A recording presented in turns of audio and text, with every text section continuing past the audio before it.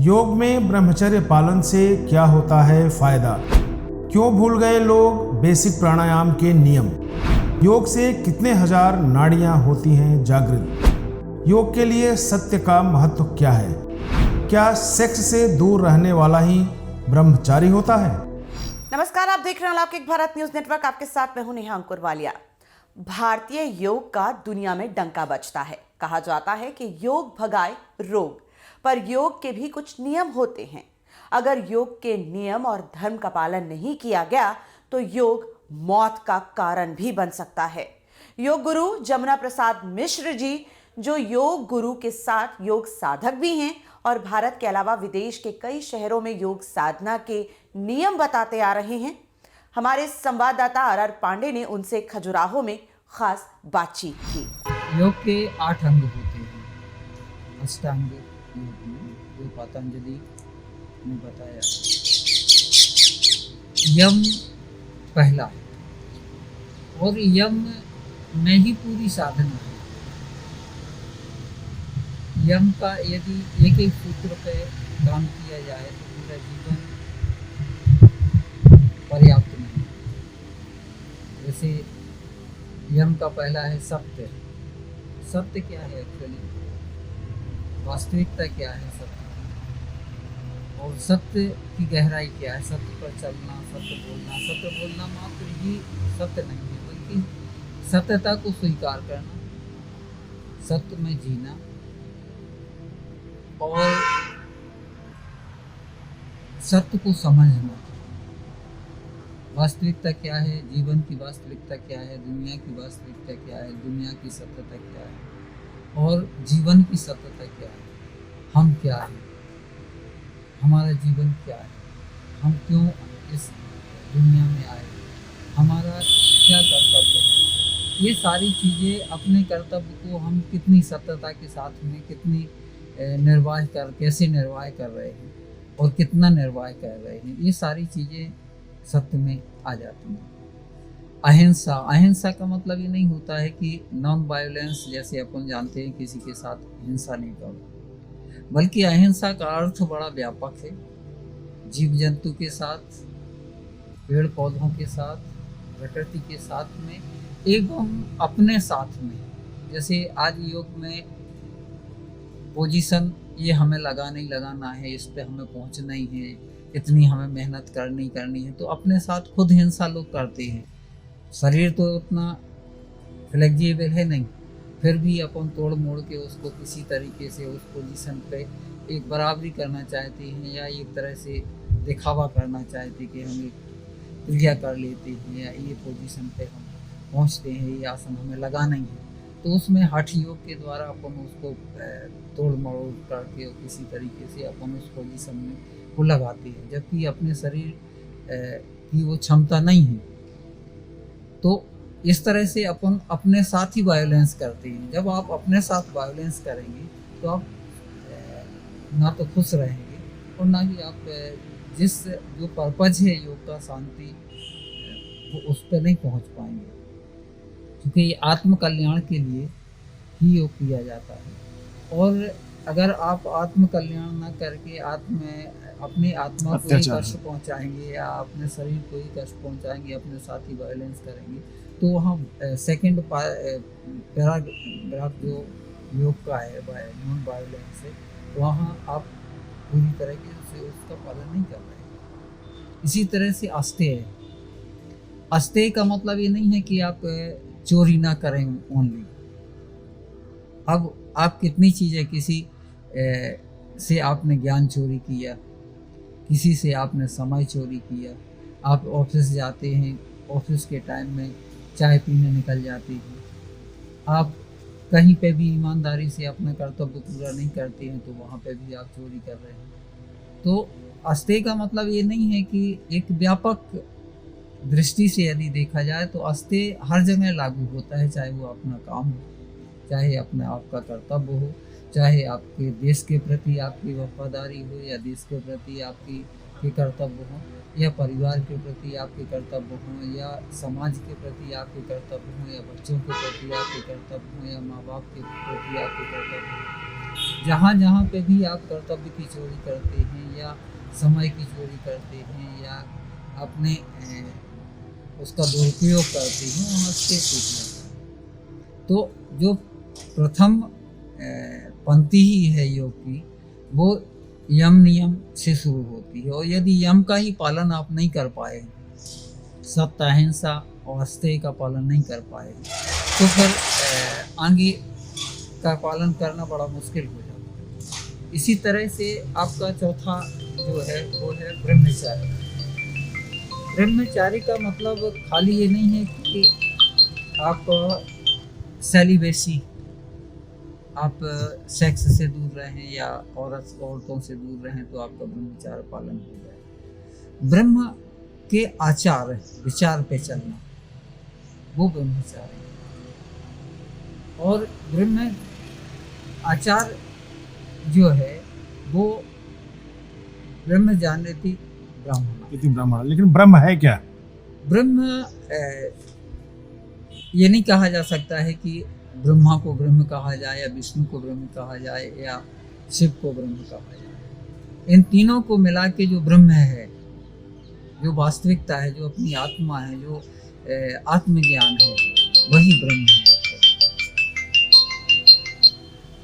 तो ब्रह्म ज्ञान होने से ही ब्रह्म की प्राप्ति होती है। और ब्रह्म पूरा ब्रह्मांड जहाँ से संचालित होता है, या ब्रह्मांड की जो रचना करने वाला है, या ब्रह्मांड को संचालन करने वाला है, या ब्रह्मांड का पालन करने वाला है, या चर अचर सभी को लेके चलने वाला है, उसी को ब्रह्म कहते हैं। उसी की छोटा सा रूप अपनी आत्मा, अपने शरीर के अंदर जो एनर्जी है, उसका छोटा सा रूप है। यदि आपने अपने शरीर के अंदर के ब्रह्म को जान लिया तो आप व्यापक ब्रह्म को जान। तो इस तरह से जो ब्रह्मचारी का है, ब्रह्मचारी का मतलब ये नहीं होता है कि खाली आप एक उसको लेके चलें कि 25 साल तक आप ब्रह्मचारी आश्रम में रहें, इसके बाद में आप गृहस्थ आश्रम में प्रवेश करें, इसके बाद वानप्रस्थ में, और इसके बाद संन्यास में। तो 4 आश्रम जो अपने बताए गए हैं वो एक अलग चीज़ है, मगर जो योग में ब्रह्मचार्य का अर्थ है वो बड़ा व्यापक है। इसी तरह फिर नियम पे आते हैं। तो नियम के अंदर पूरा जितना भी एक्टिविटीज अपने जीवन की है वो सारी की सारी आ जाती है, चाहे वो शौच हो या प्यूरिफिकेशंस हो या अपना इसमें जो है क्रिया योग में त्राटक वगैरह, ये सारी चीज़ें बताई गई हैं, ये हो। तो सारी की सारी, चाहे भक्ति हो, ये सारी की सारी चीज़ें नियम में आ जाती हैं। इसके बाद कहीं जब आप इन सारी चीज़ों को पालन करके आगे बढ़ते हैं, तब कहीं आसन और प्राणायाम पर सिद्धि होती है।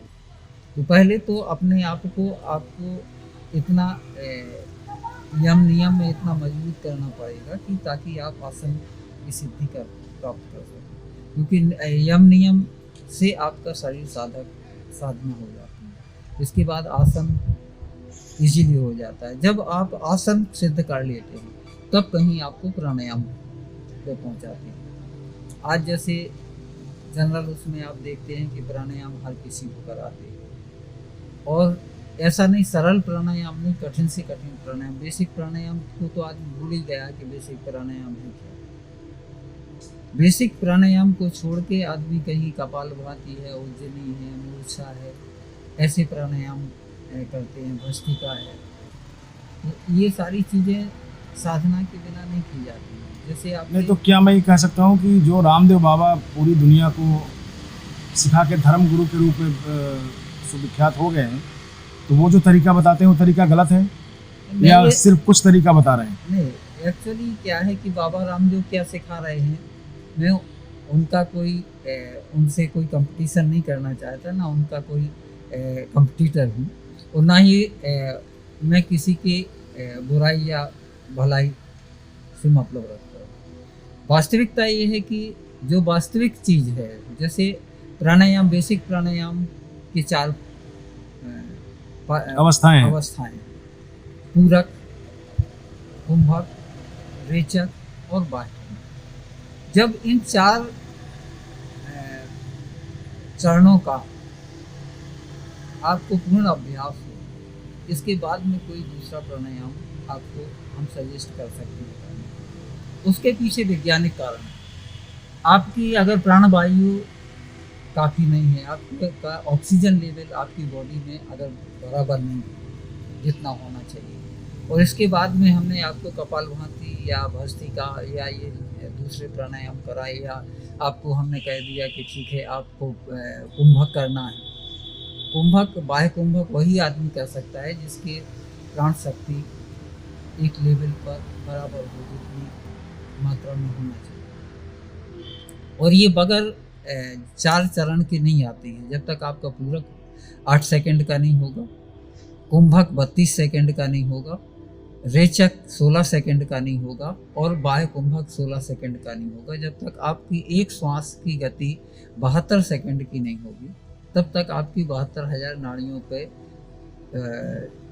उचित प्रभाव नहीं पड़ेगा, कमांड नहीं होगा, और ना ही 72,000 नाड़ियाँ आपकी जागृत होंगी।